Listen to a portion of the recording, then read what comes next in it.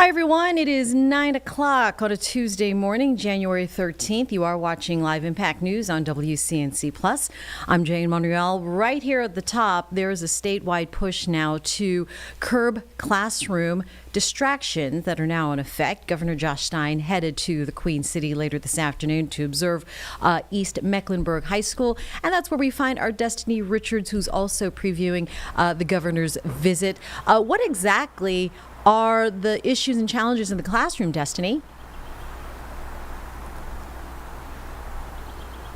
Well, Governor Josh Stein will be here this afternoon just after 1 o'clock, and he's going to hear directly from teachers and observe how this new cell phone law is working out and how it's impacting students. We've been covering it since it was introduced as a bill last February. Now it's a law, and basically the goal has been, according to lawmakers and educators, the goal has been to have fewer distractions and more focus in the classroom.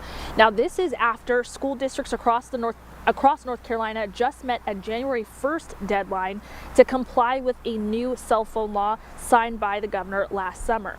So it passed with near unanimous support, and it requires schools to limit cell phones and social media access during the school day. For Charlotte-Mecklenburg schools, that means students must have their phones turned off and put away during instructional time. But there are some exceptions, like when a teacher approves a device for learning or in the event of an emergency. Absolutely. We will communicate with parents in the event of an emergency. In fact, what I would say to parents is, if there is an emergency, the last thing that you want your child doing is texting you what is happening, because they won't be able to hear the instructions for our emergency protocols. And Governor Stein will also be here to visit with career and technical education classrooms here at East Meck. But the main issue, of course, is this new cell phone restrictions, which again, all school districts had to comply with starting January 1st. And we'll have a team here this afternoon. We'll be sure to bring you the latest on what the governor and educators have to say about the impact that it's having on classrooms. I'll send it back to you, Jane. All right, sounds good, Destiny. Thank you so much. And of course, we will also be streaming that visit on here on Live Impact News when it happens. So stay with us. Thank you so much, Destiny.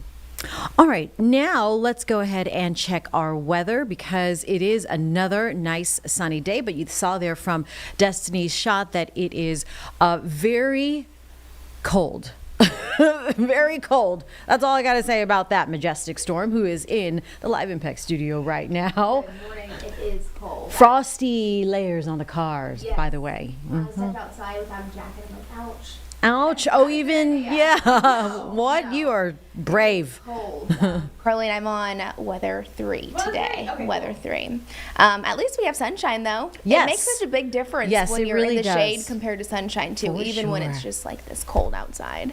So let's kind of start talking about a few things, because, of course, I mean, this morning, it is cold. So if you have any plans this morning, maybe you want to get outside, go for a walk, you want to just get some fresh air. Layers definitely this morning, but as we're heading into the afternoon, a little bit warmer.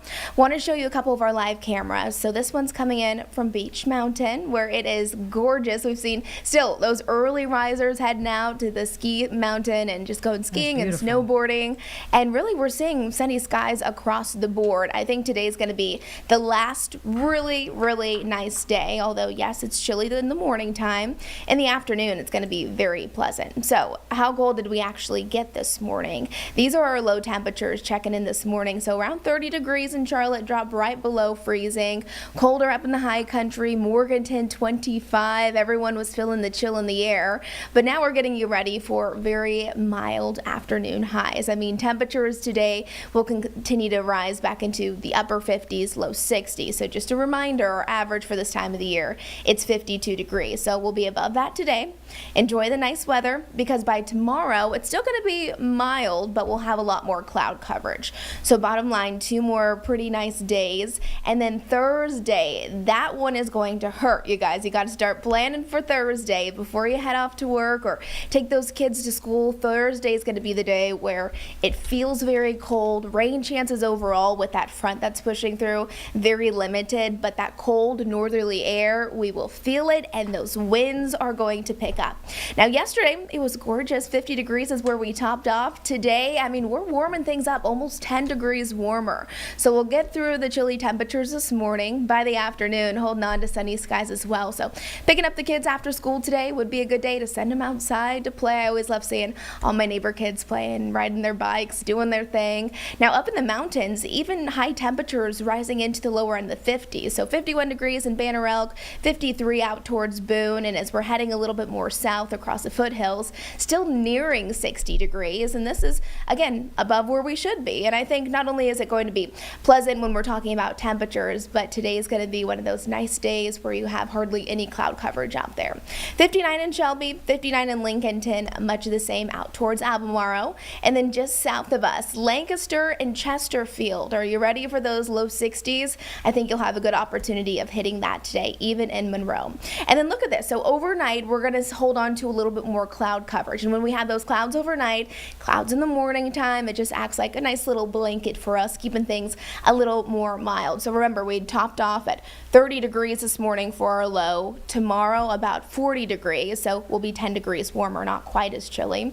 So heading out the door tomorrow, whether you're heading off to work or you're somebody who likes to wake up early, maybe you like to get a run or walk in, this is what it looks like out the door, sending those kids off to school. We can enjoy those 40s, we can handle them, and then tomorrow we're still going to see those temperatures climb, still above our average, planned for mid to upper 50s, but because we'll have a little bit more cloud coverage, I think it'll be a little bit cooler.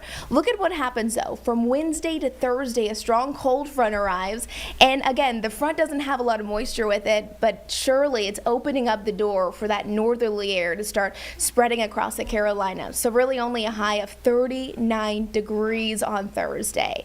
That is going to be chilly. Notice temperatures will rise just a little bit on Friday, but still below where we should be. Saturday looks all right. And then Sunday into Monday, we're back in the 40s. Now, if our high temperatures are struggling, our low temperatures, now those are going to hurt. Look at this though. I want to focus in on the winds because the winds are going to be really a big factor in our forecast as we're heading from Wednesday night and into Thursday. So they'll start to change direction. So starting to move in from the northwest, again, that's where that cold northerly air is coming from. Some of those winds in the high country will be capable of gusting 30, 35 miles an hour, possibly even a 40 mile per hour gust. It's not out of the question. Breezy for the Charlotte metro area, but the main focus for those strong winds will be up in the high country. And you can see that reflected in what it's going to feel like on Thursday morning. So this is what we're preparing you for. Heading out the door on Thursday, wind chill values, remember that's just what it actually feels like on your skin, dropping below 0 for our friends up in Ashe, Watauga, possibly parts of Avery County. For us in the greater Charlotte metro area, teens and 20s is what it will feel like.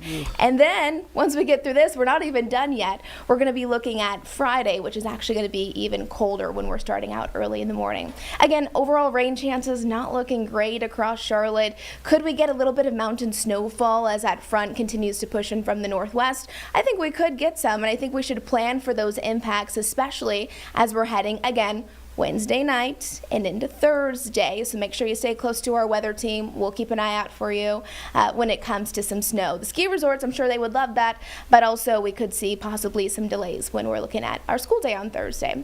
3-day forecast, and remember tomorrow still pretty mild, 57, cloudy though, and I do think we stay dry. And then a big drop in those temperatures, 39 degrees for our high on Thursday. Friday morning will be one of the coldest mornings, 21 degrees. That's our actual air temperature. So that one is going to definitely wake you up the moment you step outside on Friday. Here's our Jerry Hahn Supercenter 7-day forecast. Again, overall, we're not seeing anything too crazy. Next 2 days look pretty fine. Just preparing you for cooler air that's coming our way. But I mean, I think we're kind of expecting that. It's winter. It's we winter got to just after grab all. our layers. I suppose. Not spring yet, guys. No, can come sooner. And at least the sun, it's not as dark later. Very true. I've been noticing that a lot. Yeah, because Yeah. usually when I get out of here at 5 o'clock for the past couple months. Might as well be Yeah. midnight. Right? Right. And it's like, oh, the day's done. I didn't day's even go done. outside. No. Yeah. I didn't get my You need to dose see of the sun. natural vitamin D. That's always hard. So yeah, I'm loving necessary. that. That's a silver lining, definitely. All right, but no weather alert, right, because of No. the cold, but it's just It's just chilly. it's just freaking cold. It's cold. All right. I need Thursday, downright you're cold. going to feel it. Before you head out, you guys, start Thursday. planning. Oh, I think I have a And even Friday morning. Ugh. shoot outside on Thursday. Oh, well, bring that's, your glovies. that's going to be It's going to be great. beautiful, though. At least it's going to be sunny. That's gonna be so much That's fun going to for be you. awesome. I'm so excited. Get for you. psyched. All right. Majestic, you're joining us now, top of the hour, right? 10 Yes. o'clock as well? I'll be back at 10. All right. All right, thanks, Hasta la guys. vista. We'll see you later. And we will see you in 2 minutes. You're watching Live Impact News on WCNC Plus.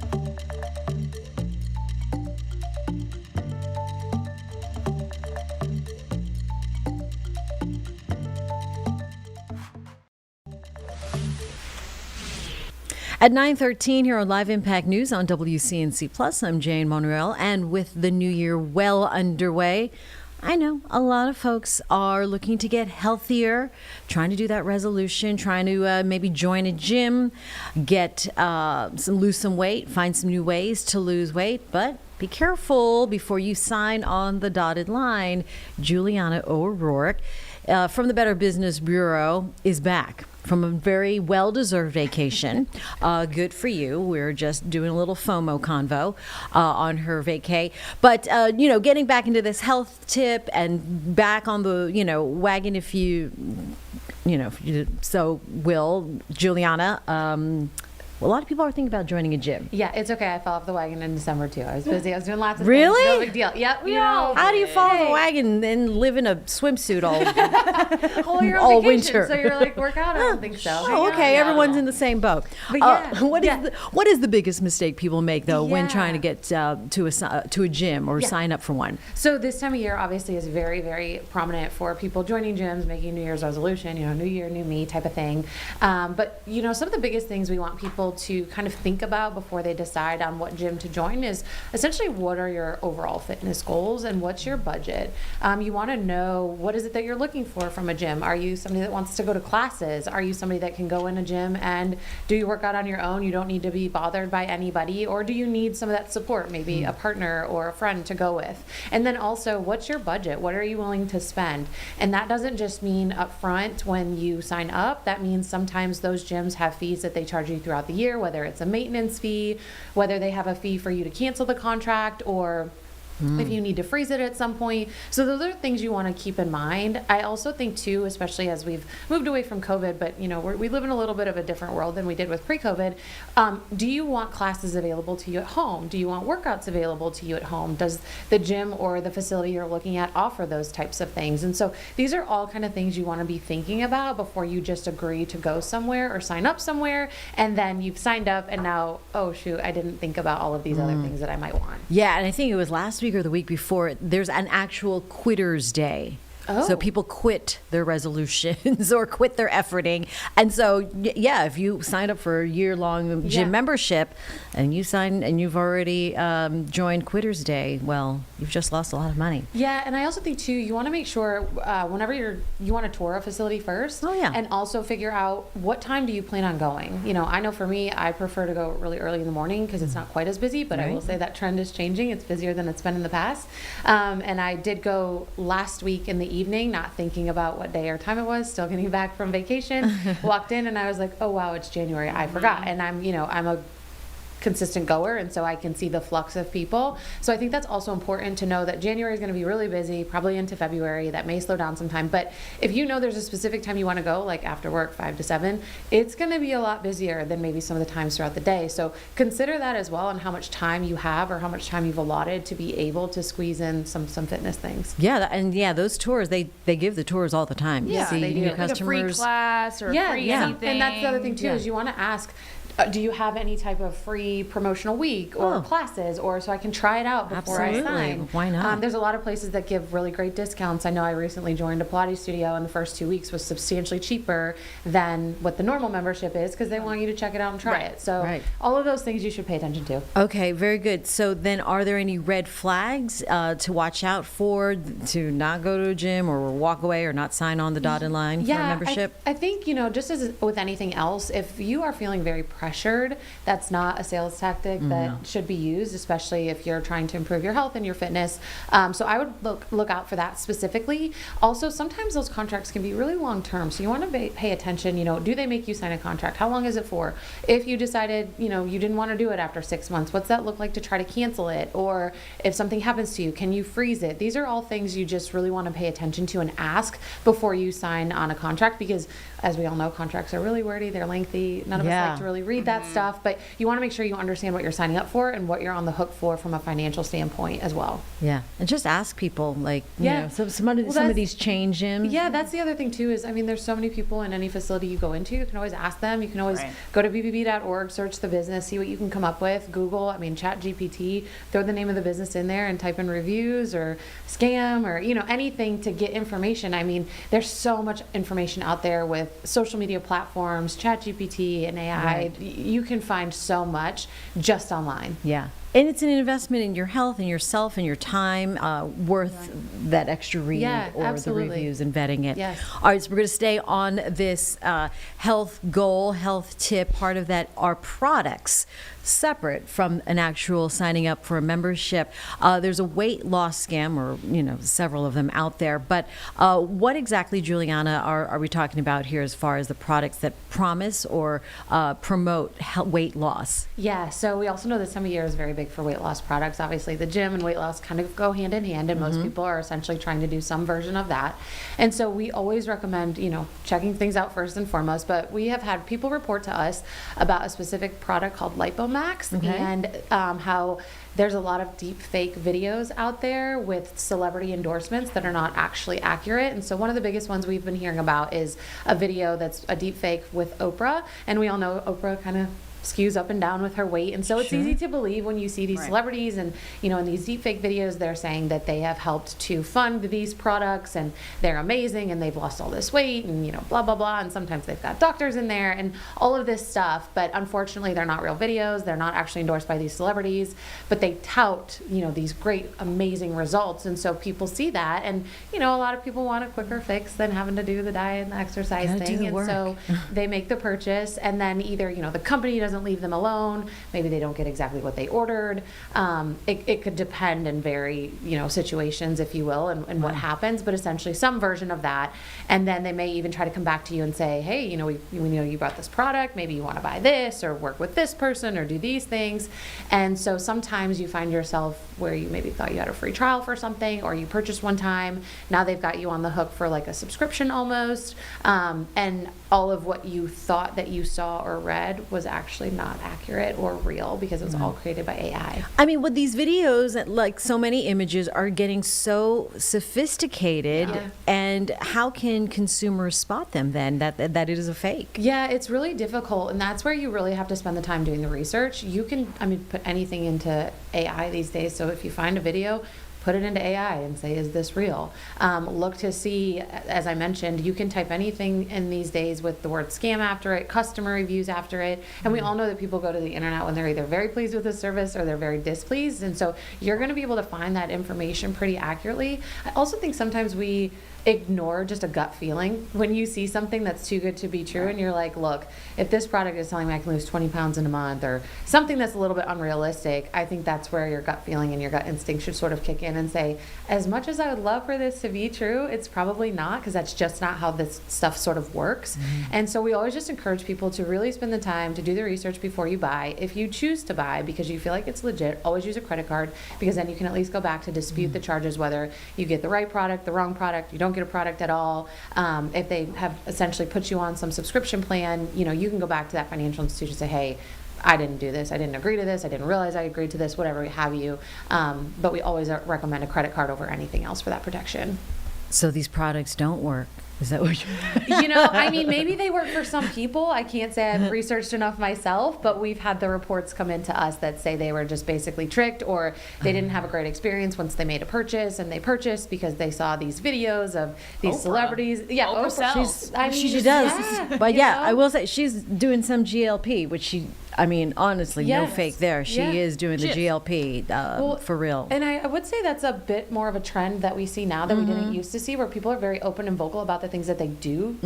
Right. So continue to do the research, because you can't have one person be on 5 different weight loss products. Your body would shut down. It just doesn't work like that, right? Right. And so again, just spending the time to really look and talk to people and see if you know anybody that's used said product.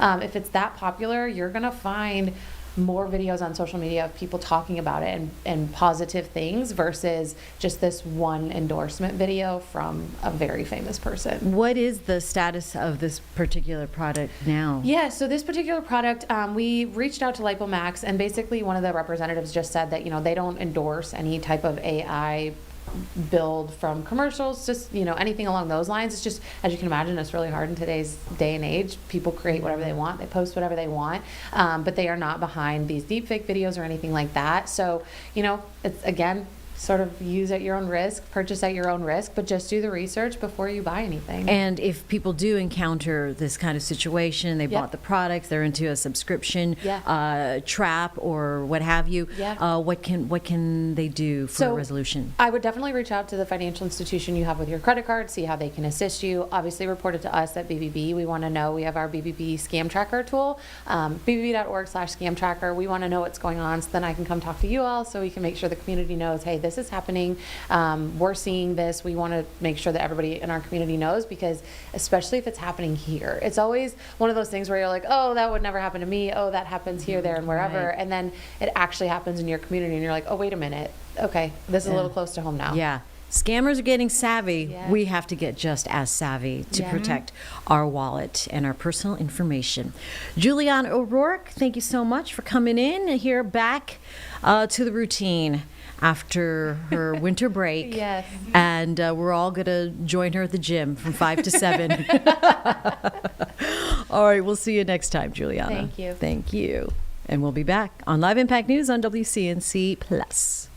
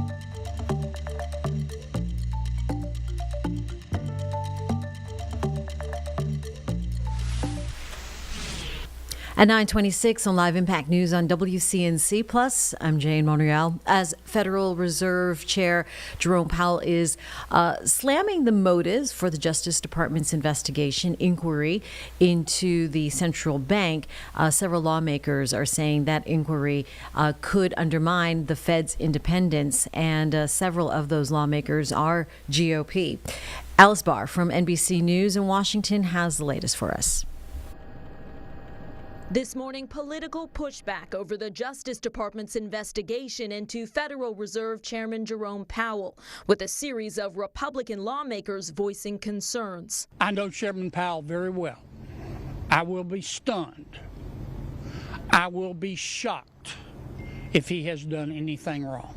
Chairman Powell himself announced the Federal Reserve had been subpoenaed, he says tied to his congressional testimony in June about costly pre-planned renovations to the Fed's headquarters in D.C. that shot from $1.9 to $2.5 billion, though not taxpayer money. President Trump has slammed the overruns, while also repeatedly pressuring Powell to lower interest rates. Well, I'd love him to lower interest rates. The chairman calling that pressure the true source of the criminal inquiry with the Federal Reserve. Setting interest rates based on our best assessment of what will serve the public. rather than following the preferences of the president. Now, in a joint statement, all living former Fed chairs and several Treasury secretaries warning the DOJ inquiry threatens the Federal Reserve's independence and risks hurting the U.S. economy and inflation. The White House denies President Trump sought the investigation, and the president told NBC News he would not try to pressure Powell that way, adding, quote, "What should pressure him is the fact that rates are far too high. That's the only pressure he's got." The U.S. Attorney for Washington, D.C., Jeanine Pirro, posted that her office contacted the Federal Reserve to discuss renovation cost overruns and Powell's testimony, but were ignored, necessitating the use of the legal process. In Washington, Alice Barr, NBC News. All right, we will take a quick break, and after the break, a couple of literally cool events coming to the Queen City. We'll be right back on Live Impact News on WCNC Plus.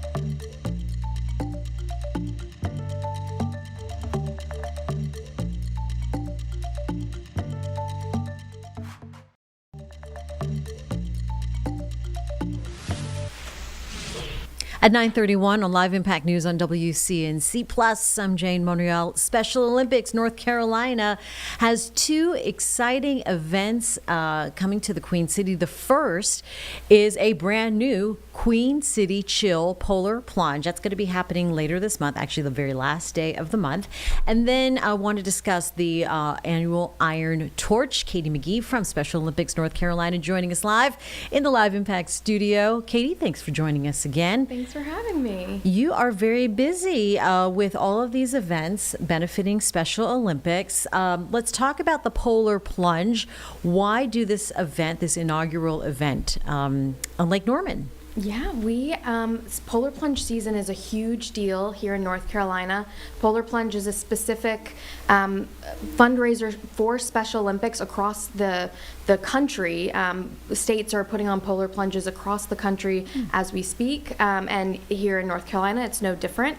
And we don't have a signature event in the Charlotte area, so we were really excited to get to pull together a few what we call local programs, the local program in Lake Norman and in Mecklenburg County, as well as a couple of law enforcement agencies in those areas to create this signature event for the Charlotte area. We're really excited about it. Oh, that's really cool. So what can people expect if they've never participated in a polar plunge before? Well, they can expect some frigid weather for sure. There is always going to be an element of coolness to a polar plunge, but there always a lot of fun, a lot of adrenaline involved involved with it. We like to make sure that we're, having hot chocolate or coffee out at our events. We try to make it a lot of fun with a DJ.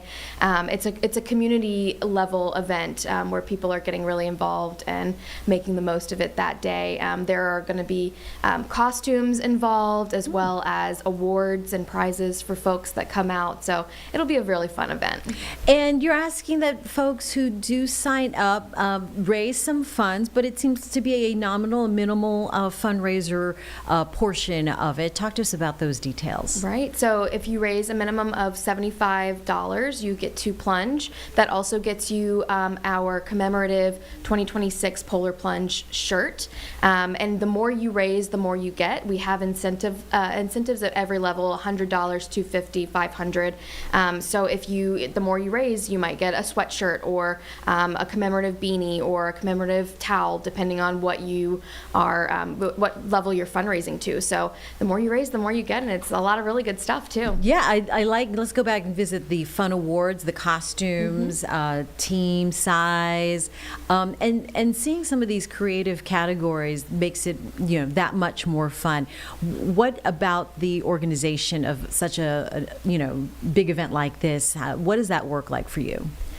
Special Olympics has nearly 53,000 athletes and unified partners here in North Carolina. So these events, these polar plunges, are really integral to making sure that we can fund the programming here in our state and make sure we're supporting not only those nearly 53,000 athletes, but also making sure that we're reaching more people with intellectual disabilities and getting them off the sidelines and into the game. That's why initiatives like polar plunges and our other fundraisers are so important to our mission. Yeah, so let's talk about this other major event that's coming up, the Iron Torch. For those who may not be familiar, talk to us a little bit about this event. Yeah, so Publix is a wonderful sponsor and supporter of Special Olympics, specifically across the southeast of the United States. Here in North Carolina, we have, I think, nearly 100 stores are participating in our Icon campaign. And but basically what that looks like is people can go out to their local Publix from now until January 16th. And we do this every single year. And people can go out and when they get to the checkout, they can donate $1, $2, $3, whatever it is, and they get back a stack of P&G coupons that they can use throughout the year. But also every little bit of donation helps to support Special Olympics here in North Carolina. And again, that's going on through January 16th. And last weekend we had Special Olympics athletes out at stores to greet the public and get to know people so they can see really where their money is going to. Yeah, I mean, you're right there on the front lines with participants and athletes and the community, and we're seeing some police officers as well. I mean, talk to us about the effort that it takes from corporate and then other agencies to put something like this together and get behind Special Olympics. Absolutely. Publix specifically has been such a huge supporter of Special Olympics, not just here in North Carolina, but again across the United States, the Southeast United States specifically. And we really rely on sponsors like Publix and the everyday person who donates to fundraisers like the Publix Icon campaign. And without that, we wouldn't be able to do the programming that we bring year-round sports training and competition to all of our athletes, as well as health initiatives and inclusive initiatives in the schools called Unified Champion Schools. We're able to do all of this because of the support that the general public gives us and that sponsors like Publix give us. I mean, you're seeing some of these images that you sent me. We're showing now, and looking at the smiles on their faces. It really just says it all, doesn't it? Absolutely, yeah, and it really does make a huge difference. Each year, Publix helps us raise about $100,000 or more for our initiatives here in North Carolina, and it just really does take it just a step further to make our dreams a reality for our athletes. All right, make a little donation there when you go grocery shopping next time. That's until the end of the month as well? That is until January 16th. All right, January 16th, so a few more days on that. And the Polar Plunge, that takes place at the very end of the month. Katie, where should people go to sign up and get more information? Yeah, you can go to our website. It's sonc.net. You can sign up for Queen City Chill Polar Plunge. It will be taking place January 31st at Ramsey Creek Park in Lake Norman. That is in Cornelius. campus, and it'll be really great. People will be able to run into the lake, make those big splashes, make a big difference for Special Olympics. All right, fantastic. And that cold water is good for you. That's what I hear. I hear a cold plunge is great for you. Yeah, absolutely. I actually put my face into a cold bowl. I tell Carlene this all the time. I put my face into a cold bowl of water Shocks every the morning. system, right? Whew, Yeah. Get that third eye going. Yeah. All right. Deep puffs. Whew, wake up, tighten up the pores. All right, Katie McGee from Special Olympics North Carolina. Thank you so much, and we'll see you next time. Happy plunging. Thank you. All right, when we come back, we have sheriffs up for election. They are debating right now at the Sarah Stevenson Forum on this Tuesday morning. We're going to go to that live in 2 minutes. You're watching Live Impact News on WCNC Plus.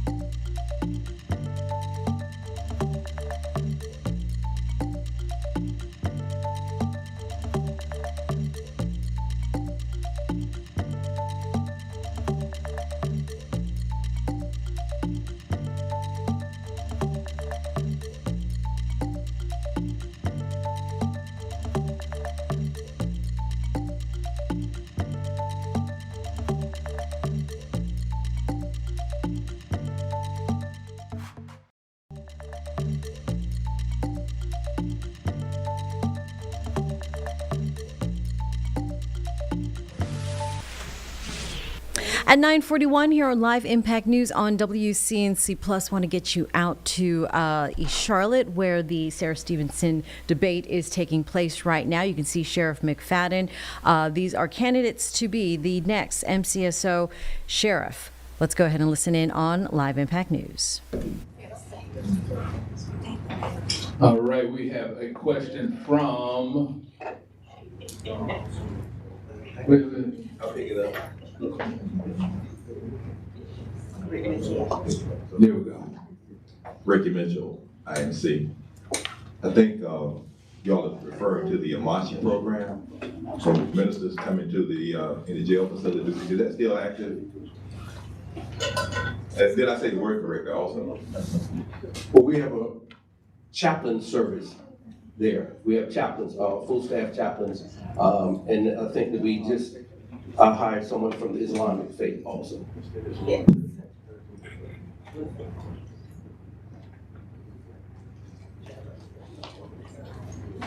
Dr. Matt. Good morning. Good morning. I'm Reverend Matt, President. Thank you. I don't know what that was.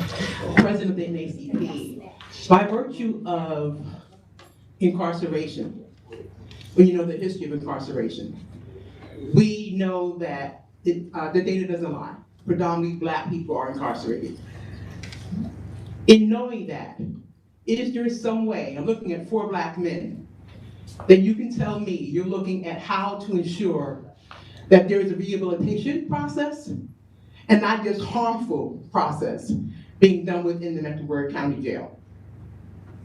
What is your idea of rehabilitating to ensure that our young people come back better than before? Well, we are attempting to do better, and we do rehabilitation for African American men and anyone who comes there. We have programs. We have a fatherhood initiative. Before I arrived, we didn't have face-to-face visitation. You do have face-to-face visitation. You have a father initiative downstairs. We have a room if you want to come and visit. I would encourage you to come and visit. We have rooms where we have private meetings with fathers and their children. We also have what they call the Next Grade 50. We are producing men and women who leave our detention center not job ready, but they actually have their own companies, an LLC. If you go to the courthouse on any given day and see a coffee truck out in front of the courthouse, that young man making 1 year from last January to now was inside our detention center. So we are doing what we can to rehabilitate men and women, especially African American men inside, but we do need to do more, and we welcome any ideas that you have. But the fatherhood initiative and just having what we call removing the mask, where we have candid conversations with our men and our staff together, allowing us to speak openly, has been very well received.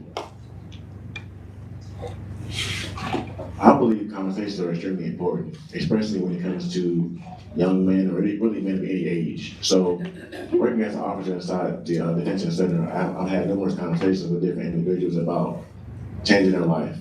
And I think that it's important that these individuals become rehabilitated, but also gaining skills they can apply to the real world, such as anything involving trades. As a young man or as a man in general, if you have a trade or a skill, you will always be able to make money. So I think that's very important to not only teach these guys that they can be better people, but to give them the skills to be a better person. Thank you, Reverend Matt. Programs are important. The Sheriff's Office right now has a lot of programs. I think we need to make sure one thing is the programs that we have are those the programs that are helping really to help them when they leave the jail and not return. We need to make sure that we stay on top of that. If there are extra programs that we need to add, then we need to make initiatives to do that. But it should always be about rehabilitating people and giving them a value. If you value yourself, you'll value others. So something that we can give them to give a value to themselves when they get out, because the last thing I want to do is see somebody return. The goal is to keep them out. I don't want them to be happy in jail, I want them to leave. So that's my problem. And I want to make sure that I help them go down the road and not return, and make them proud of themselves and their family proud of them. The Sheriff's Office has been very active for decades in terms of programs. I think that there has to be a constant evaluation of their effectiveness and making sure that we stay on top of current trends, but making sure that people have an opportunity and providing those opportunities within our detention center to be constructive, to have a means of developing skills that are transferable post-incarceration is critically important. And I think that we have a massive infrastructure as it pertains to programs, ensuring that that's continually supported, that the program providers that we have are actually on point, making solid programs and really changing outcomes is something that's critically important that I fully support. Thank you. All right, we have a question from Carrie. Good morning, Carrie Nelson. I have heard over and over again, you talk about staffing issues. I believe that your staffing or getting people to want to be a part of your department might improve if you have better community relations. So how would you all propose to improve community relations? Having strong communication with the public is essential, and I believe that in order to have a strong staff or to have a fully staffed sheriff's office, you have to make it not a fun place to work, but a better place to work. People have to want to work for you, and it comes down to treating them the way you want to be treated. And if you can do that, and you have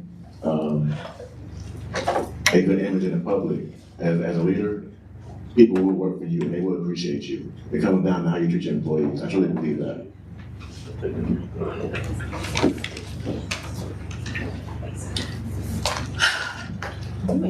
Great questions.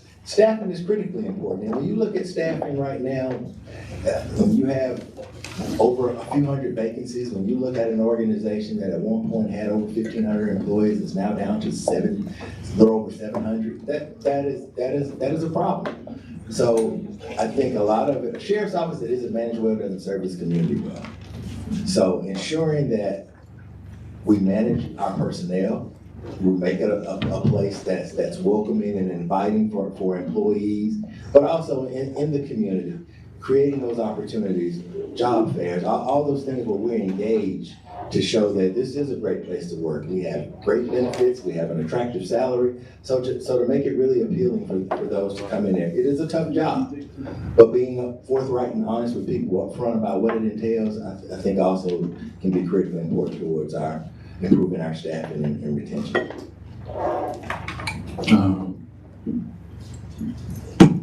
Thank you.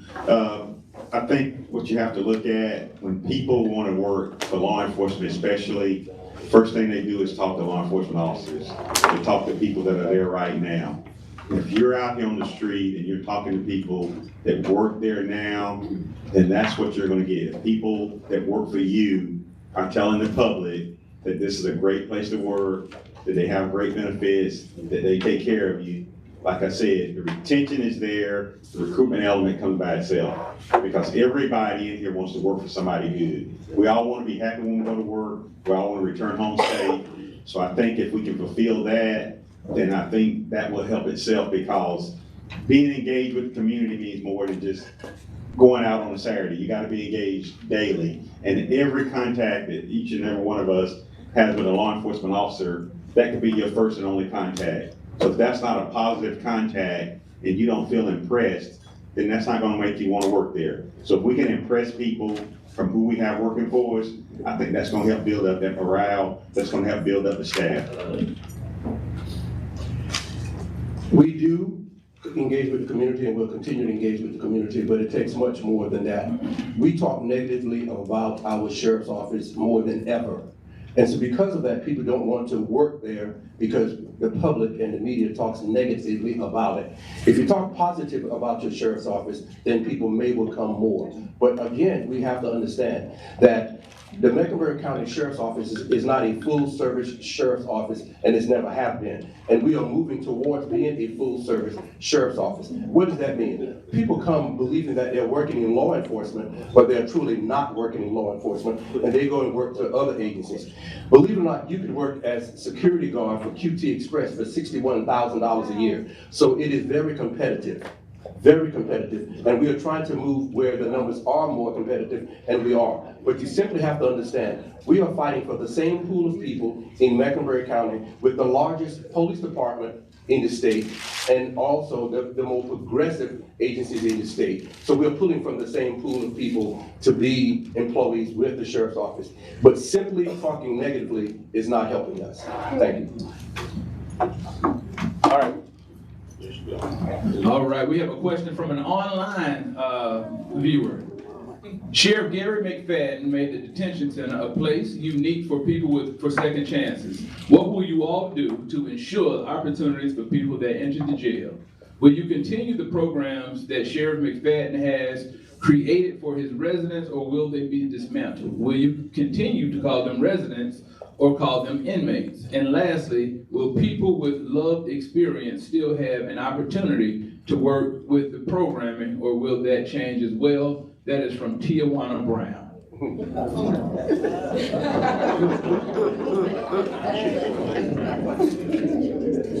Thank you, Tijuana Brown, for your question.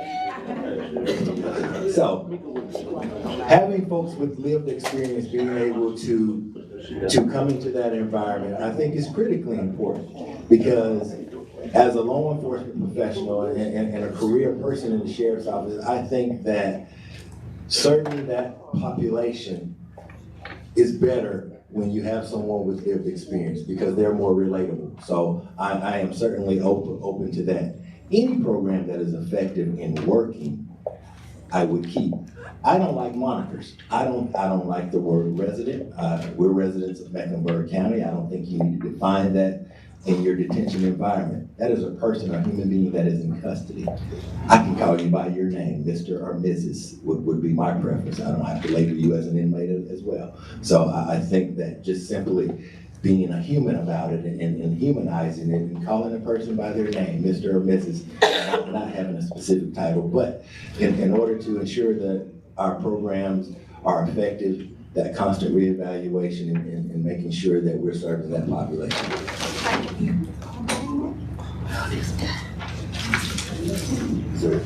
I believe those programs that are there are already good, and when it comes to starting a new administration, you build upon what the previous sheriff has already established. I think that the current sheriff has done the same thing, and the sheriff that came before him has done the same thing. They built off what the previous sheriff had established. As far as the title of calling a person an inmate or a resident, again, I agree with Mr. Collins. Why employ that sheriff? Why not call them by their name? We didn't call them an inmate, we didn't call them a resident, we called them by their name. That is how we did it. The inmate or a resident is more of a title, but the term resident doesn't really apply to a person that's incarcerated. Thank you, Ms. Brown. I don't think we're trying to reinvent the wheel, so if there are programs in place and those programs work, I don't think that would be smart to ever take away from a program that's successful. I think you build on those, and if you need to add other programs, then that's what you do also. As far as a resident or inmate, whatever word works to keep you from coming back to my jail, then I'll call you. So I'm good with that. So I don't think that by calling someone an inmate or resident is gonna make them act differently because they're incarcerated. I think it's the treatment that they're getting. I think it's the medication that they're getting. I think it's the way that the deputies treat the people that are incarcerated. I think that's what they look at. I don't think that people understand it's not where you're running down the hall yelling inmate, inmate, or resident, resident. So I don't think that label or title is what we need to be looking at. We need to be looking to see if we're making it a better environment, if we're making it a safer environment, and if we're keeping it where, like I said, they don't return. Our job is to make you better when you leave so that you don't return. It's make it better for your family and hopefully rehabilitate you and help you to get successful on the outside. Thank you.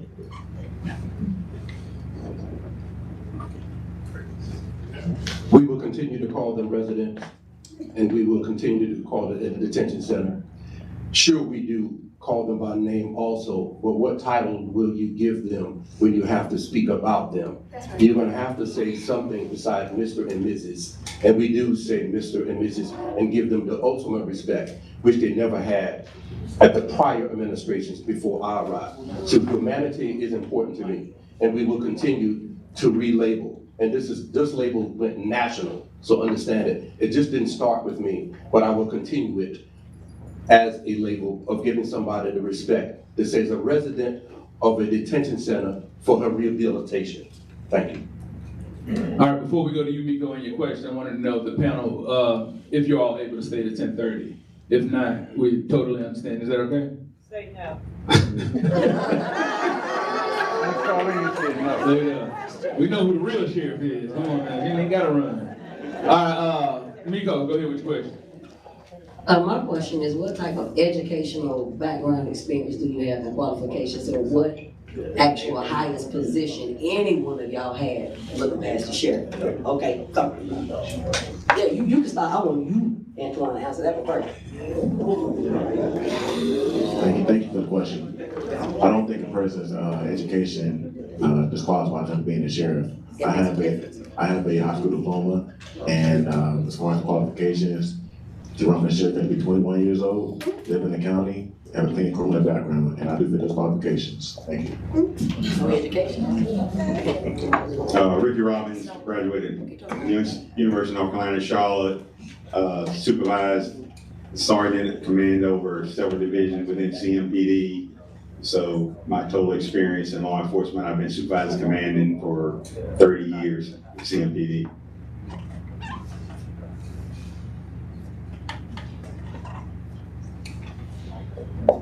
So, I have a bachelor's degree in criminal justice. I have a master's degree in business administration and MBA. My first promotion was to sergeant in 1996. My second promotion was to captain in 1998. My third promotion was to major, which is an executive level position in the sheriff's office. And then my final promotion was to chief deputy, the position I held almost 7 years prior to retiring. So with each of those steps, you learn something different. There's a different level of responsibility. So going all the way from an entry-level position to chief deputy really prepares you for the role. There are certain educational requirements for personnel. I think that a sheriff should exceed those. If you expect that from your personnel, then you should have a higher level of education as well. So I think those things are critically important. That is my educational background. I also attended the prestigious Northwestern University School of Police Staff and Command, which is one of the premier law enforcement training programs in the country. We have Christy, then we have Danielle. All right, so I've been a public interest lobbyist since 2021, and I've seen how the North Carolina Sheriff's Association often lobbies against the changes that Mecklenburg County voters support. So my questions are, how will you balance your relationship with the North Carolina Sheriff's Association when their positions contradict what Mecklenburg County voters want? And will you be willing to break with the association when necessary to represent us? Or will you return to the good old boy system? Great question, Christy. I think that as an elected sheriff in Mecklenburg County, you always have to align with Mecklenburg's interest, regardless of where that puts you with the North Carolina Sheriff's Association. We're not going to walk lock and step, because each sheriff that makes up that body is responsible for their jurisdiction. So they're going to vote and do things that are in the best interest of their constituents, and I would do the same thing. So that there will be times that we're in agreement, and there will be other times that we won't. One of the things that I thought was very interesting and would like to push them about is the prerequisites to become sheriff. That's a very low bar to just be 21 years old, live in Mecklenburg, and not be convicted of a felon to sit up here and run for office. I think that's a very low bar, and something that we should push through the North Carolina Sheriff's Association as well. Thank you, Christy. I'll tell you that the citizens of Mecklenburg County elect you into the office, and I think that you're doing an injustice when you don't represent the county and stand up for what Mecklenburg wants, because the people in this room, I'm supposed to support you just as you supported me. And so I have no problem going against the grain and making sure that what Mecklenburg County wants is in the best interest of Mecklenburg County, because this is where I'm going when I want something, and I don't want you turning your back on me. So trust me, I'm not gonna turn my back on you. And we'll get back to that debate with the candidates for Mecklenburg County Sheriff coming up in the primary in just about 2 minutes. You're watching Live Impact News on WCNC Plus.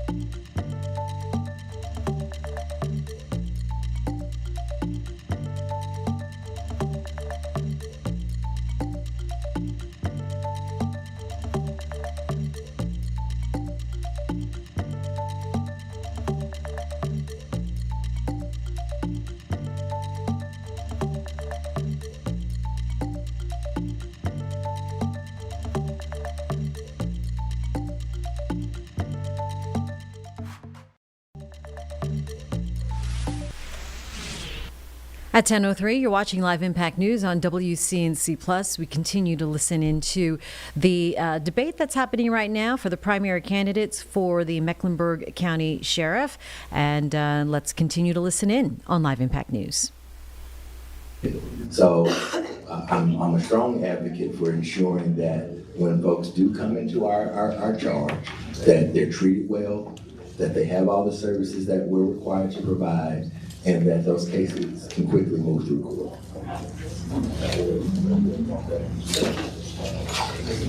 Thank you. Yes, I agree with what you're saying, because I think it's wrong anytime we have to hold people in a system because they can't make a bond, especially when you're talking about a misdemeanor, small misdemeanor crime.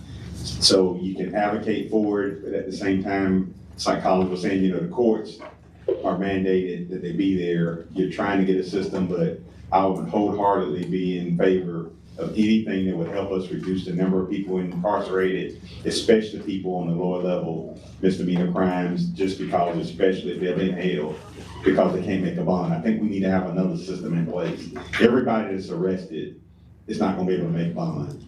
Everybody that's arrested, couldn't even, because of a previous crime may not be signature bond. So we need to have something in place to where we can help those people and also cut down on the rate of people we have incarcerated. Great question. I think that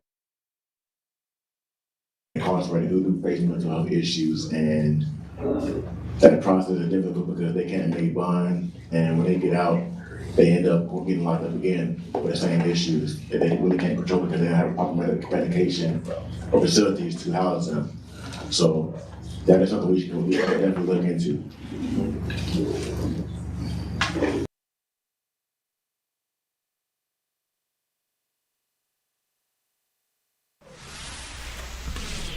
All right, since that video is frozen from the Sarah Ferguson Forum, let's go ahead and switch gears anyway, because Elon University has an announcement today. Let's take you out here live on Live Impact News. Partners across Charlotte's legal community who has helped shape Elon Law's presence here, and we are proud of the momentum that brings us together this morning. To share the details of this next chapter for Elon Law, please join me in welcoming the Dean of the Elon University School of Law, Zach Kramer.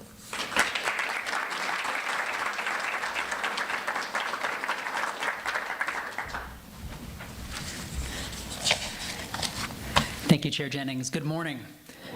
Welcome to Elon Charlotte. For the past 2 years, this facility has been home to Elon Law's Flex program, a flexible JD program designed for working professionals in Charlotte and the surrounding region. From the start, our ambition has been to educate lawyers who are connected to the city and the region and who learn the law as part of the community that they will serve. We are deeply grateful to the Charlotte legal community for embracing our students, to the lawyers and judges who have served as teachers, mentors, moot court judges, and ambassadors to the profession. Thank you. You are shaping the future of the legal profession in this city. When we launched the Flex program, we noted that Charlotte was the largest city in the country without a law school. The Flex program addressed a part of that need. Today, we intend to complete that picture. I'm very pleased to share the news that Elon University has applied to the American Bar Association for approval to launch a full-time Juris Doctor program here in Charlotte, with a target start date of fall 2027 and a proposed charter class of approximately 75 students.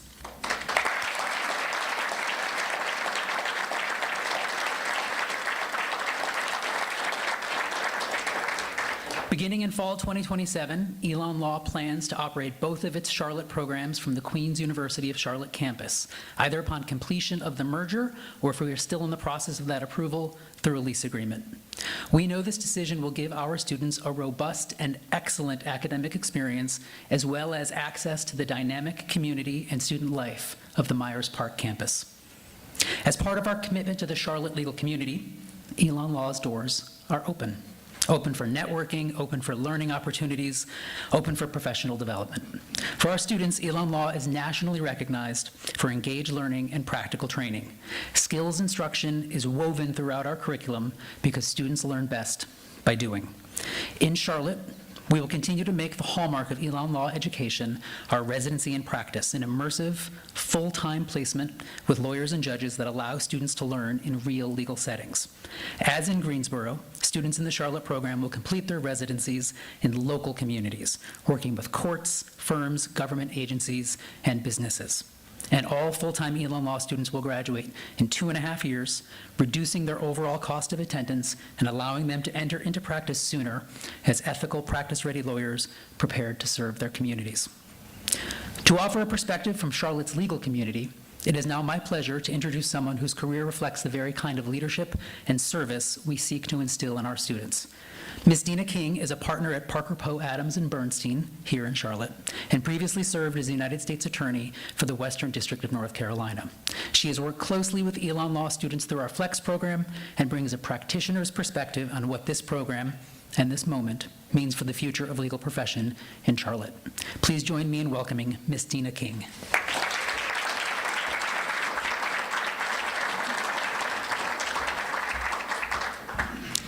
Good morning. And thank you for inviting me to be here today and to share in this important and exciting news. As a member of the Charlotte legal community and as someone who's worked very closely with the Flex program, I've seen Elon Law students in action as mentees, advocates, and future colleagues. They showed up prepared, curious, grounded in practice, and deeply connected to this community. I've also been pleased to see the significant emphasis on the bar passage rate that Dean Zach Kramer, a nationally recognized leader in this area, has instilled in the culture of our law students. None of this is accidental. It's the result of a law school faculty and leadership that's designed their legal education around real-world experiences and community partnerships. From the beginning, Elon Law has treated the city of Charlotte, my hometown, as a partner, an engaging and dynamic partner. The law school has built meaningful relationships with judges, lawyers, firms, and public service organizations, and the leaders have listened to what the community needs.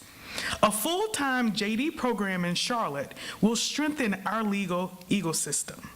It means more students learning in our courts, our firms, and our agencies. More future lawyers building roots here in this community. And more talent trained with intention and responsibility to this place. Charlotte is a city that is growing and leading, and it deserves a law school partner for the next century that understands how to prepare lawyers for that future. Elon Law has already demonstrated that commitment, and this next step builds on a strong foundation. To speak about the many ways in which Elon is meeting the needs of Charlotte, please join me in welcoming Elon University President Connie Book.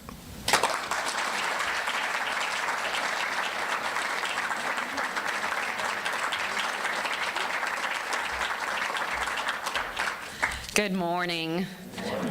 Truly a historic day. I appreciate Dina's remarks because she mentioned a century-long decision, and we've been thinking a lot about 100-year decisions recently. This is a first and foremost, as Dean Kramer said, a day where we're celebrating legal excellence. You know, since opening the law school in 2006, Elon has become a national leader in experiential legal education. So graduating lawyers who have a unique path because of the mixture of practice and preparation and the focus on integrity and skill and purpose. I'm really proud of the work of Elon Law. And the program is off and running in Charlotte, and I tell the law students here that I keep a picture of them on my desk.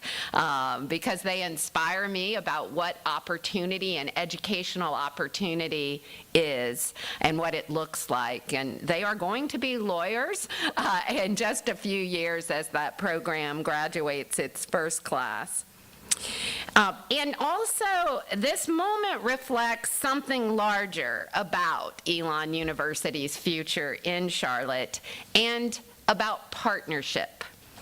As many of you know, Elon University and Queen's University of Charlotte have announced our intent to merge, and we recently signed the definitive agreement to that end.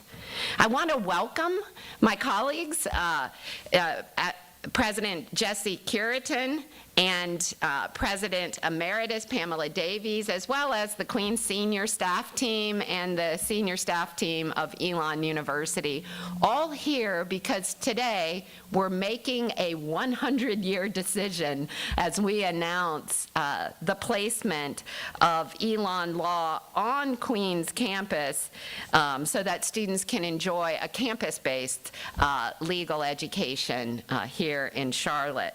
It is something that together Elon and Queens could not have achieved independently.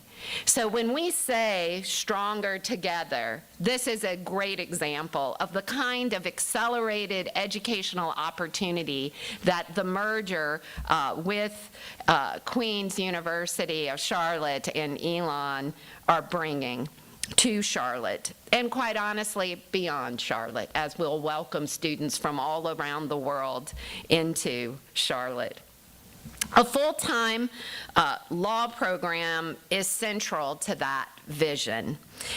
We know it will strengthen Charlotte's legal ecosystem. We've done the research. We know it will expand access to justice and prepares lawyers who understand this community because they are educated in it or from it. Our partnership with Queens reflects something even more, and it is a deep belief that collaboration is what best serves students, employers, and communities. It signals permanence, shared stewardship, and a long-term commitment to Charlotte as a home for innovative, high-impact education. And today's announcement underscores that belief. It shows what is possible when institutions come together around common goals and shared values and a deep sense of responsibility about the future. Charlotte's not simply a location for Elon University. It is a place where we are investing deeply alongside trusted partners to educate leaders, strengthen professions, and to serve this community for generations to come. Thank you.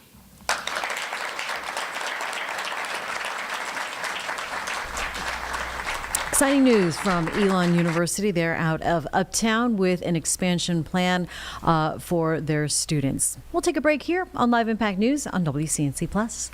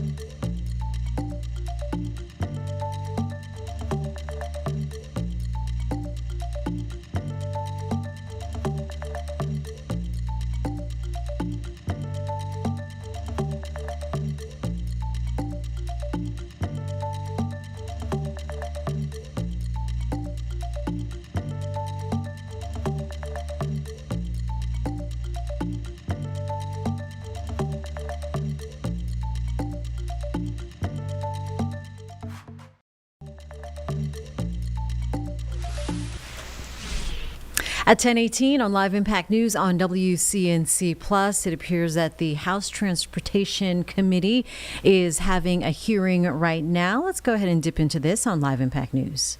Acquisitions and staffing shortfalls that hinder the service's ability to meet its growing mission demands. We've made dozens of recommendations to the Coast Guard to help address these issues. Addressing our open recommendations pertaining to the Coast Guard's assets and workforce would help ensure that the service is efficiently using its resources to carry out its law enforcement missions.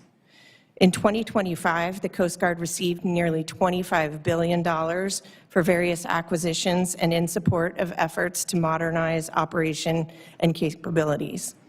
This additional funding could help the Coast Guard address longstanding challenges that we've identified. Related to vessel and aircraft availability, the condition of the Coast Guard assets has been in a state of decline for decades. Our work has shown a concerning trend that the cost of maintaining these assets is increasing at the same time that their availability is decreasing. For example, in June, we reported that the availability of the cutters that the Coast Guard relies on for its law enforcement missions declined. We also reported that increasing maintenance challenges have led to cutters missing patrol obligations.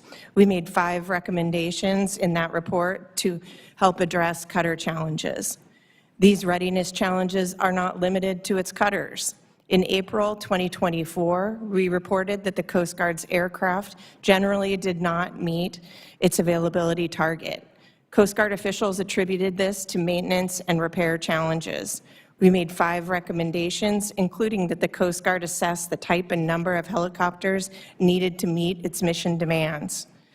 Our work has also noted that acquisition program delays have been a long-standing challenge for the service and continue to affect the availability of Coast Guard assets. For example, the Coast Guard's newest cutters, the Offshore Patrol Cutter and the Polar Security Cutter, are intended to support law enforcement missions like drug interdiction and prevention of illegal fishing. But we found that combined, these 2 programs are billions of dollars over their initial cost estimates and years behind schedule. We've made dozens of recommendations on how Coast Guard can better manage acquisition programs for new vessels and aircraft. The final challenge I'd like to highlight is Coast Guard staffing shortfall and poor workforce planning. In recent years, the Coast Guard has raised concerns that its mission workload has outpaced its workforce levels. Staffing gaps, particularly in specialized units like tactical enforcement teams, can hinder drug interdiction and other law enforcement missions. While the service recruited more enlisted service members than it lost in 2024, that had not been the case in prior years. In April 2025, we reported that even with the increase in recruiting, the service remained short of its enlisted workforce target. As a result, Coast Guard was operating below the workforce level it deemed necessary to meet its operational demands at that time. We made 3 recommendations to help address these challenges, including that the Coast Guard develop a clear plan to support its retention initiatives. In conclusion, while the Coast Guard plays a vital role in confronting and mitigating illicit maritime activities, it faces significant challenges in carrying out these missions. Addressing our recommendations in these areas will help ensure that Coast Guard is effectively and efficiently using resources to carry out these critical missions and protect our maritime borders. This completes my prepared statement, and I'm pleased to respond to any questions you may have. Thank you. I'd now like to begin questioning, and I'll recognize myself for questions for 5 minutes. I want to thank you again for being here with us today, and just want to give a very heartfelt thank you to the members of the Coast Guard, and especially to the Stone. It's incredible work, and our country thanks you for that. But the Coast Guard recognizes illegal, unreported, and unregulated fishing as the leading global maritime security threat. And it's no coincidence that the largest perpetrator of this illicit activity is China, whose many violations include fishing in other nations' exclusive economic zones and incorrectly reporting fishing activity. Can you, Admiral Barada, can you characterize the economic harm that these violations, or to either of you, can you can you characterize what this IUU fishing, how it harms the United States, and explain what steps are being taken to prioritize that threat? Chairman, good morning. Good morning again. So IUU is a threat to both the global economy and the U.S. economy. The illegal catch that is brought in to the United States devalues the work that our domestic LMR, living marine resources, the fish stocks that we sell to our own folks, and impacts over $150 billion that our fishermen bring to the global domestic product. So, from our standpoint, it's a very difficult issue to deal with. As we look at the number of fleets that are out there, the distant water fleets, there's about 6,000 that we know are registered with China, and almost 17,000 that we think are registered in other flags that are conducting this type of work. The difficulty is that, as we get into some of these island nations where those EEZs exist that are not the U.S. EEZ, many of these island nations do not have the ability, they don't have the expertise, they don't have the capabilities, the small boats. And so the work that we do through multilateral agreements to carry shipwrights aboard our vessels, to sell them equipment to do it themselves, to enforce on their behalf, as we're out there under these treaties, gives them the opportunity to help enforce in their own exclusive economic zones. Just curious, what species are they targeting the most to harvest? It's actually a full range of species. About 10% of the stocks that we bring in, the seafood that we bring into the U.S., we estimate to be from as part of this trade ourselves. Wow. But it's obfuscated, as they land it in different countries. They do transshipments on motherships, and so it's very hard to track where the fish are actually coming from. Gotcha. The One Big Beautiful Bill, as I mentioned earlier, included an investment of nearly $25 billion in the Coast Guard for new cutters, helicopters, modernized shore infrastructure, maritime surveillance systems, and much more. What benefit will these additional resources bring to the Coast Guard's law enforcement efforts, and how quickly will we see these benefits realized? Chairman, it is a generational, maybe a historic change for the Coast Guard to get this type of windfall in the Big Beautiful Bill. It's assets, the things that Ms. McLeod talked about. It allows us to recapitalize across our cutter fleet. It allows us to add to our icebreaking fleet, which also where the fish stocks are going as well. Technology, autonomous systems. It allows us to build out Cape May and maybe a new training center to bring more Coast Guard people, which for us is the lifeblood of everything that we do. So thank you very much for the support of this subcommittee. We can't thank you enough. It is much needed, and we will put that money to good use. I will tell you, the Coast Guard is 100% focused on obligating those funds in a timely manner and putting those assets in place. Ms. McLeod, to you, the offshore patrol cutter is one of the service's highest acquisition priorities. When delivered, this new class of ships will play an important role for the Coast Guard's law enforcement efforts. Can you discuss very quickly the importance of this program and your assessment of its progress? Yeah, the Coast Guard has identified this as one of its most important programs. The progress has been slow, challenging, and underwhelming at times. They continue to struggle with this acquisition, and I think taking the lessons learned from this acquisition could be applied to futures, including those authorized Big Beautiful Bill that you mentioned. Well, thank you. My time has expired. I'd now like to recognize Ranking Member Larson for 5 minutes. Thank you, Mr. Chair. I want to start with Admiral Barada. And I don't need a lot of detail, but I think it's important for us to understand authorities under which Coast Guard is boarding these oil tankers. If you could just briefly discuss the right to visit boarding But that only gives you the legal authority to board, but what's the authority under which you're acting in order to board? I think that's important to understand as well. Ranking Member, briefly, we are using customary international law, first and foremost, to conduct the right of visit boardings.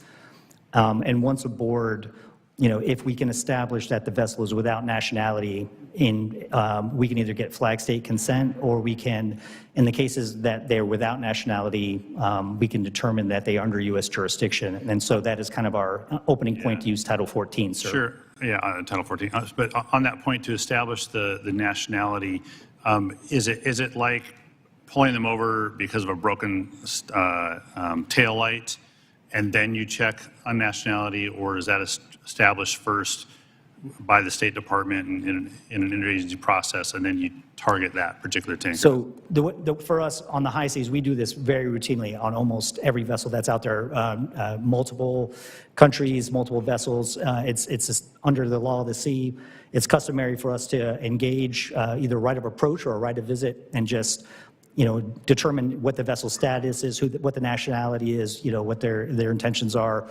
In these cases, we've gotten some indication that their nationality is not accurate by either a database that we have, intelligence background that we have, working with the Department of State and working with their own flag states. We're seeing that there's a lot of these tankers that are just using false flags without notifying the flag state. Yeah, and not to get in detail because you probably can't hear. Maybe we can talk to you all later in a different setting. But there's a use of Coast Guard and other intelligence assets to maybe narrow the focus a little bit, so it's not every tanker; it's specific tankers. Yes, and obviously we're cued by the fact that these tankers are operating in Venezuela. And, every vessel should be operating in its automatic identification system, and every vessel should be flagged so that we can tell these things. And yes, we work through our intelligence and other open source means to just determine that there's some anomalous information that's being provided. And so that does. And we'll get you back to that House Transportation Subcommittee hearing talking about the Coast Guard examining their law enforcement efforts in about 2 minutes. You're watching Live Impact News on WCNC Plus.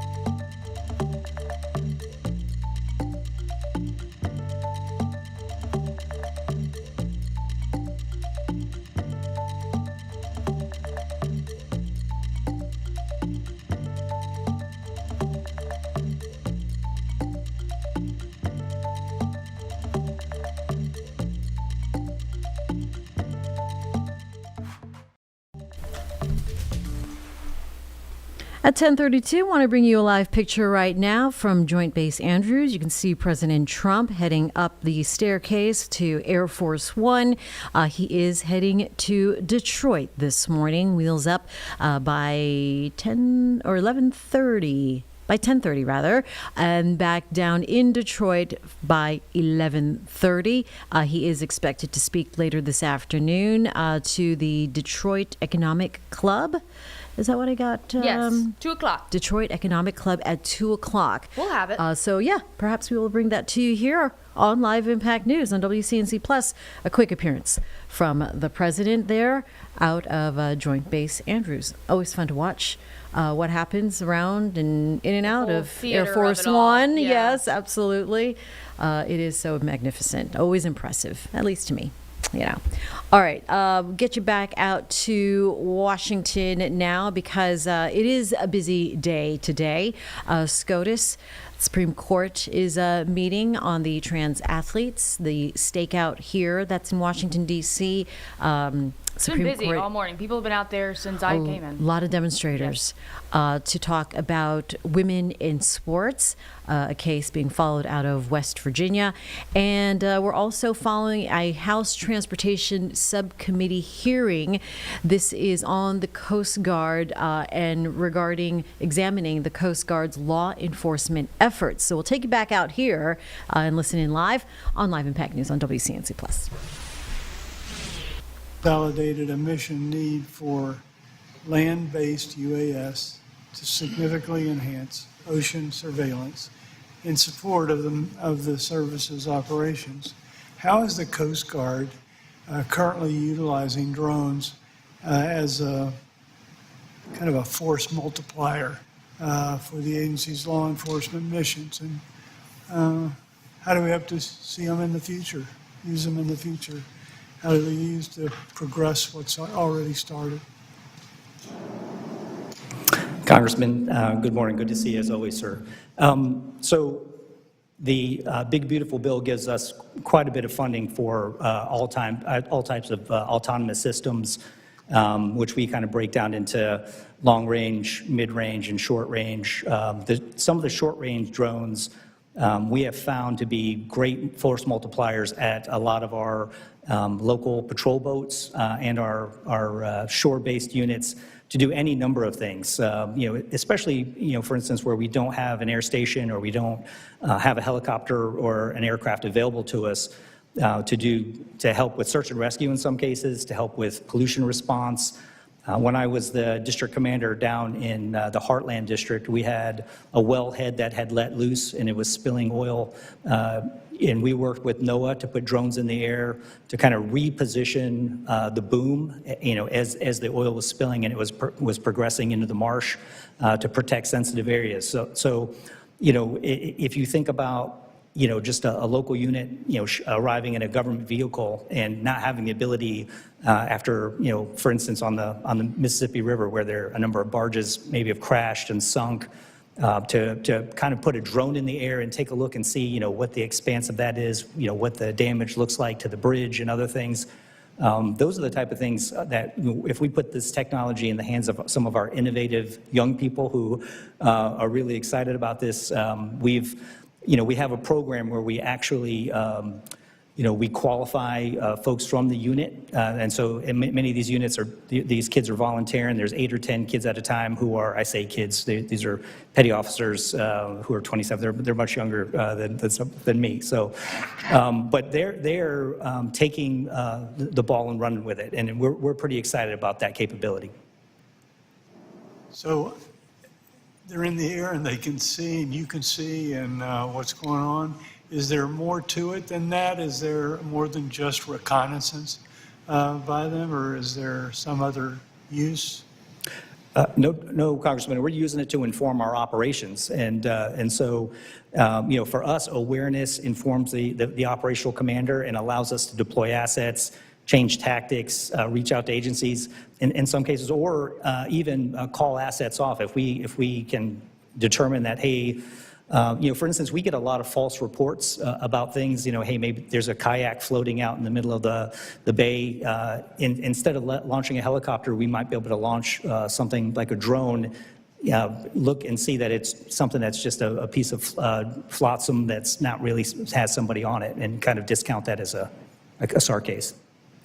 So how would the development of a robust UAS program allow the Coast Guard to better accomplish its mission, multi-part mission, actually. Congressman, it's going to reap us untold benefits. I think we've talked about the far reaches of the Pacific. We've talked about vessels trying to track those things. We are using our autonomous systems in any number of ways. One of our programs called Coastal Sentinel, which is going to be an array of radars and ISR systems. It's going to have unmanned waterborne systems, air systems. That's going to allow us to have pervasive maritime domain awareness and understand the threats that are on the border, conduct search and rescue, sea pollution spills, all of these things. And so for us, that is the future. And what we want to do is allow those systems to do some of the work where we might not need a human being, and free up the Coast Guard experts to do just what only they can do. That's our goal. Director McCloud.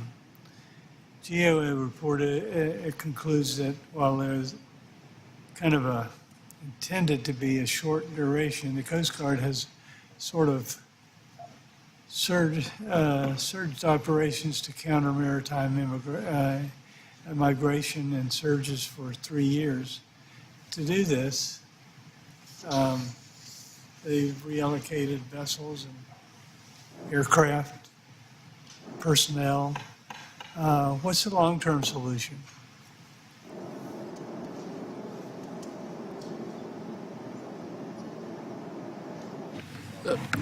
Please answer quickly. And Oh, I'm sorry. Yeah, I didn't mean to say Mr. Proud.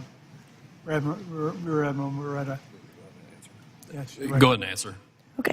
Okay, I think if I heard you properly, you were talking about the surges and the Coast Guard efforts related to that.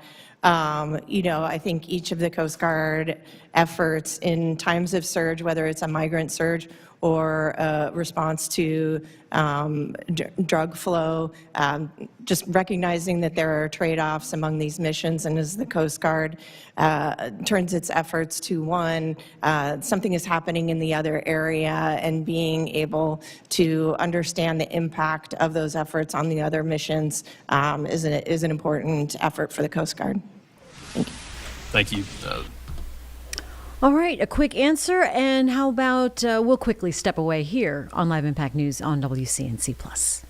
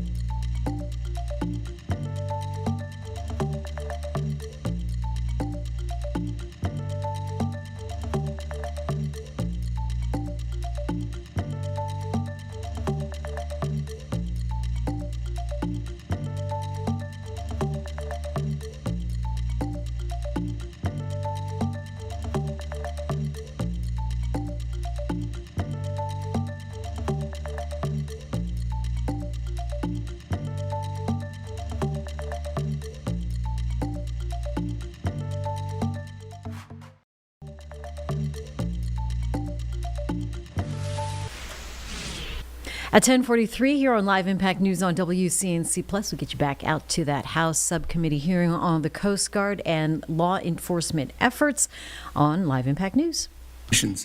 Which recommendations are the most urgent to improving the Coast Guard's ability to interdict drugs, interdict migrants, and thwart illegal, unreported, and unregulated fishing? All of our recommendations are important, and I'll just note that the Coast Guard has agreed with the vast majority of recommendations that we have been making in these areas. I think a couple of areas that it comes down to, and I'll highlight just one, is data and information. So the Coast Guard needs better data to be able to make these decisions about mission trade-offs. And by having such information, it could improve their performance, as mentioned, where the cutters are, where the people are, doing these workforce analyses to understand the priorities amongst its limited workforce, and could assist in the surge operations when they do come. Thank you. I know that's like asking a parent, pick your favorite child. Admiral Barada, would vessel safety, economic security, and national security improve if the flags of convenience system were abolished?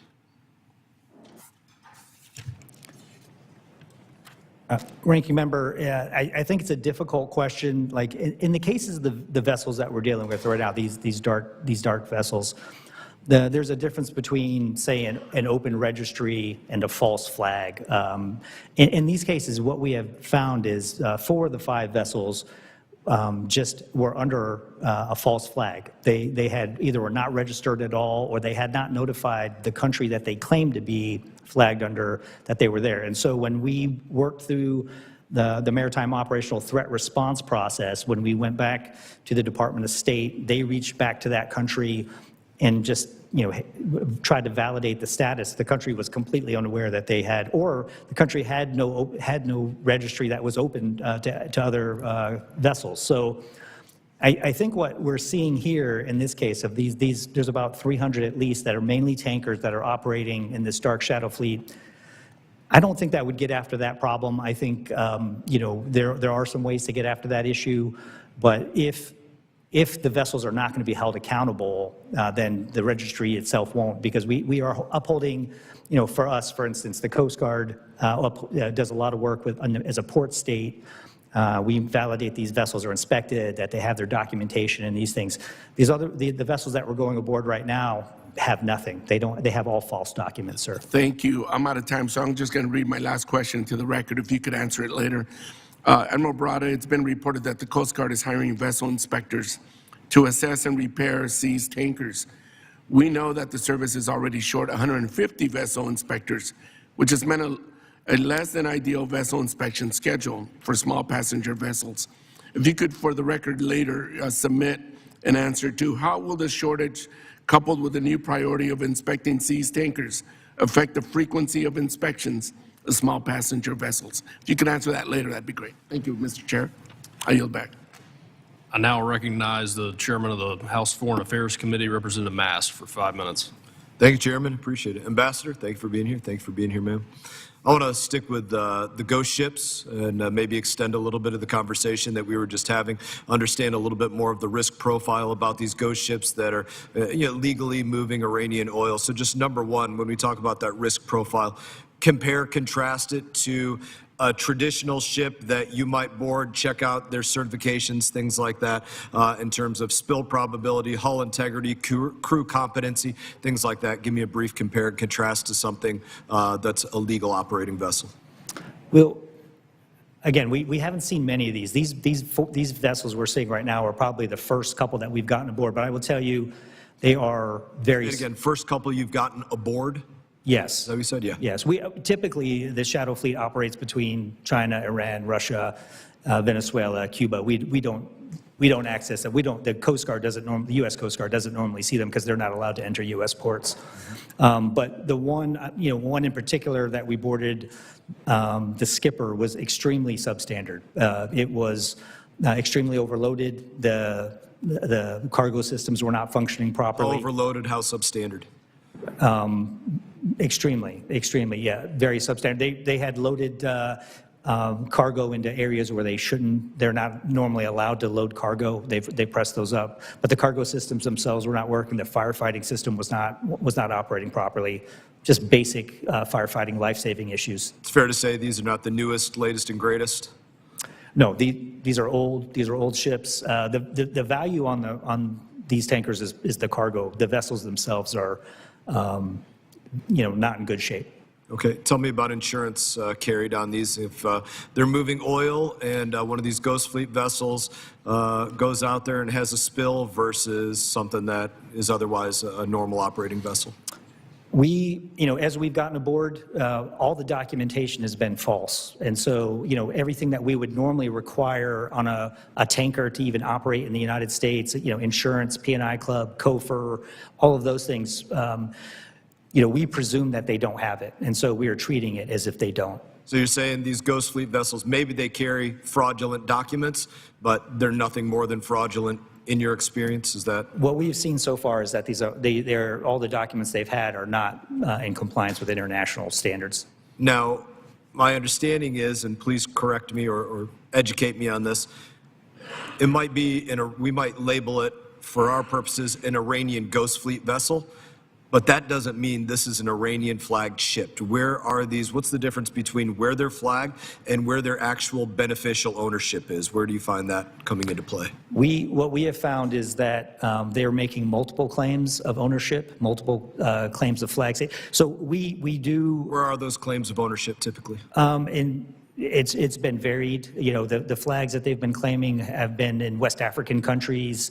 That don't have the ability to validate those things on the international level, those type of things. The owners themselves are obscured to us.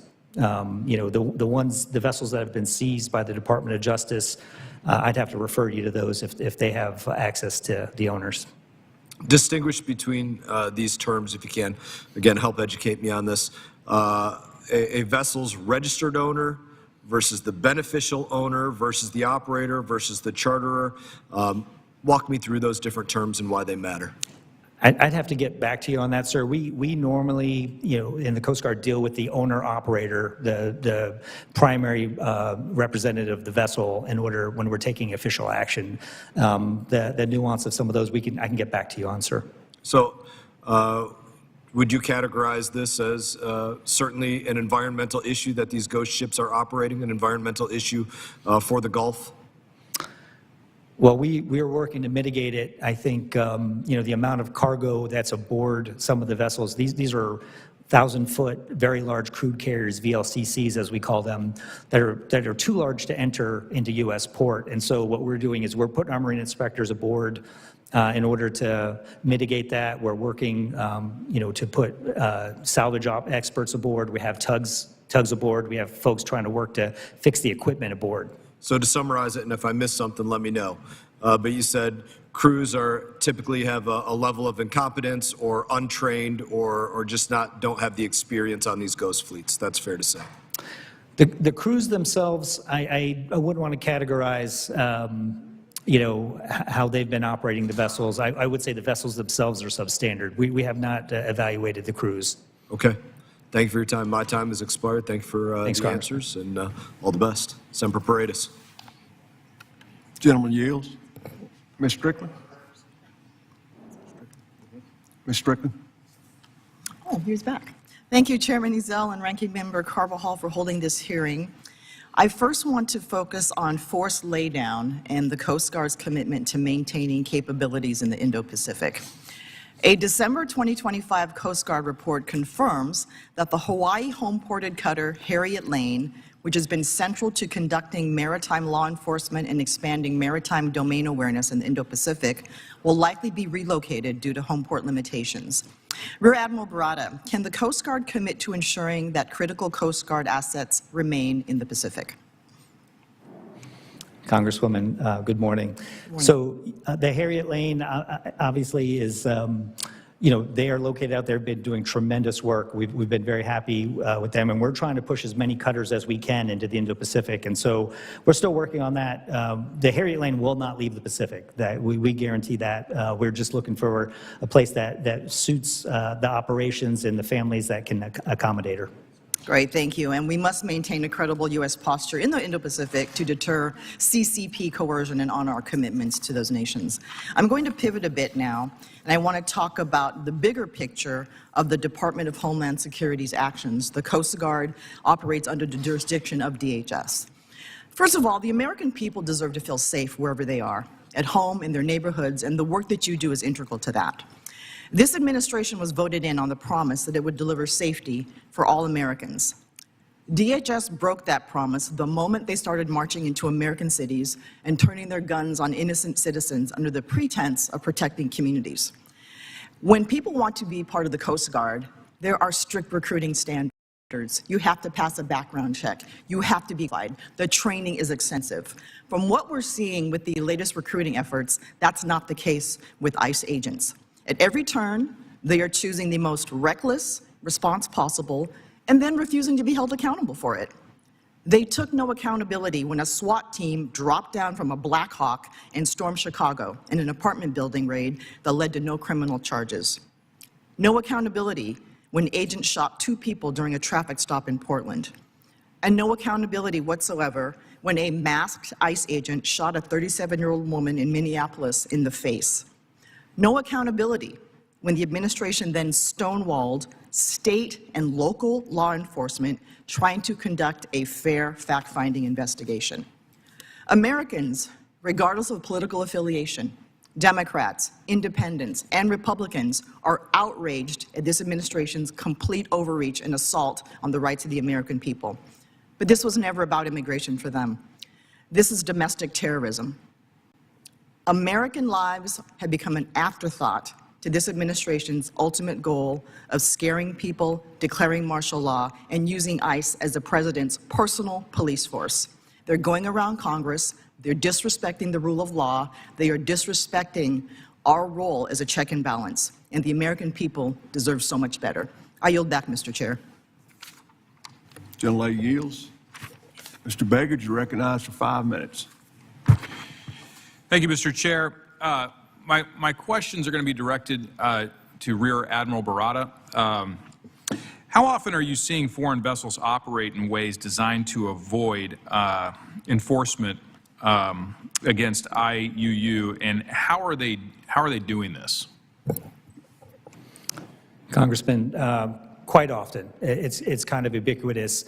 They're doing it in a number of ways to kind of obfuscate where they're at. They don't identify themselves, or we found that the technology to kind of project your location is very pervasive in other spots. In some cases, they're clumping in together. In other cases, what they do is they'll take illegal catch to a mothership, and they'll put it into a transshipment so that we don't know which vessel was loading it and those things. And so, in a lot of ways, and then they're landing it in countries that are friendly to them, that need the money or need the catch, and so they'll bring it in there. But those are we see it all the time. What would you say is the single biggest enforcement gap that you face in stopping illegal fishing in U.S. waters or near U.S. interests? In U.S. waters, I think, and it's the same problem I think that we have in the rest of the world, is that you need to know where they're at. You need awareness of where those things are. And so, in the far reaches of the Pacific, some of the things that we're going to need some satellite assistance in order to compare the location of those vessels against their actual location. And then we're going to need data and artificial intelligence to kind of help us suss out which vessels are operating illegally. When you're trying to measure whether you've been successful at inhibiting IUU activities, what are the metrics that you use to capture that? Is it boarding, seizures, disruption? How do you sort of characterize that? We look at it in a couple different ways. Metrics are hard, but I think it depends on the fishing fleet. For instance, in the Gulf of America, where we're doing. You've been watching live the subcommittee hearing out of Washington, D.C. on the Coast Guard's efforts for law enforcement. We are coming up on 11 o'clock right now. Charlotte Today is up next, and Nick Sturdivant is back here. He'll be joining you at 12:30. Have a great morning.